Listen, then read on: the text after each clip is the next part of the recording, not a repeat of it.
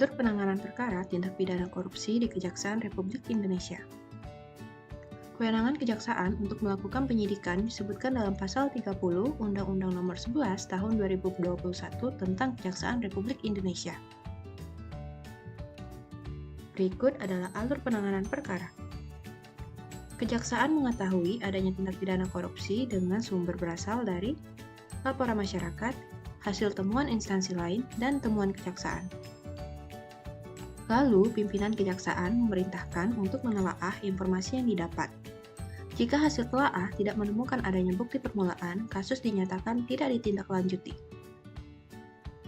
Dari hasil telaah yang mengarah kepada adanya bukti permulaan, maka kejaksaan mengeluarkan surat perintah penyelidikan serta membentuk tim penyelidik yang terdiri dari jaksa dibantu staf TU untuk administrasi. Tim penyelidik melakukan proses penyelidikan. Jika tidak ditemukan adanya unsur tindak pidana atau tidak cukup bukti, penyelidikan dihentikan. Jika ternyata bukan tindak pidana korupsi, dikirim ke instansi lain. Jika ditemukan bukti-bukti yang cukup, penanganan perkara ditingkatkan ke tahap penyidikan.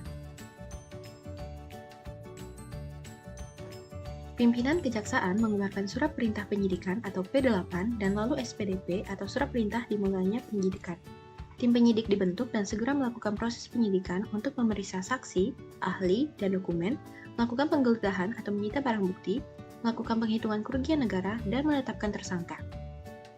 Jika hasil temuan proses penyidikan kasus bukan tindak pidana, maka penyidikan akan dihentikan dan mengeluarkan surat SP3 atau surat perintah penghentian penyidikan. Jika hasil temuan proses penyidikan terdapat cukup bukti, maka kejaksaan memulai proses untuk tahap penuntutan. Proses penuntutan diawali dengan penelitian kelengkapan berkas, lalu dilanjutkan dengan diterbitkannya berita acara pendapat. Apabila telah lengkap dan disetujui, maka selanjutnya dilakukan penunjukan oleh pimpinan kejaksaan untuk menerbitkan surat perintah penunjukan jaksa penuntut umum atau JPU untuk menyelesaikan suatu perkara, atau disebut dengan P16A.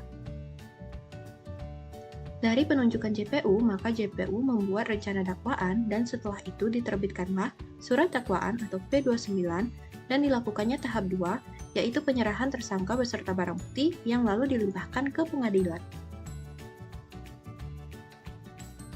Maka di pengadilan dimulailah proses persidangan yang dimulai dengan pembuktian, yaitu dari pemeriksaan saksi-saksi, keterangan ahli, dokumen atau barang bukti, dan terdakwa. Setelah dilakukannya pembuktian, maka selanjutnya dilakukan pembacaan tuntutan oleh hakim yang berwenang.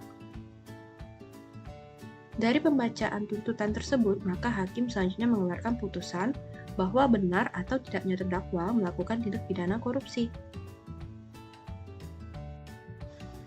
Bila putusan hakim menyatakan bahwa terdakwa bersalah, maka selanjutnya terdakwa berhak menerima putusan tersebut, atau bila pihak terdakwa tidak menerima, maka dilakukan upaya hukum, yaitu diawali dengan banding, kasasi, kasasi demi kepentingan hukum, grasi, dan peninjauan kembali. Bila hakim menjatuhkan putusan bebas atau tidak bersalah terhadap terdakwa, maka jaksa penuntut umum akan menyatakan kasasi. Dan apabila terdakwa dan JPU menerima putusan dari hakim yang menyatakan bahwa ia bersalah, maka langsung dilaksanakannya proses eksekusi dan diterbitkanlah surat perintah pelaksanaan putusan hakim atau P48, serta diterbitkanlah berita acara pelaksanaan putusan hakim, yaitu Pitsus 38. Terima kasih.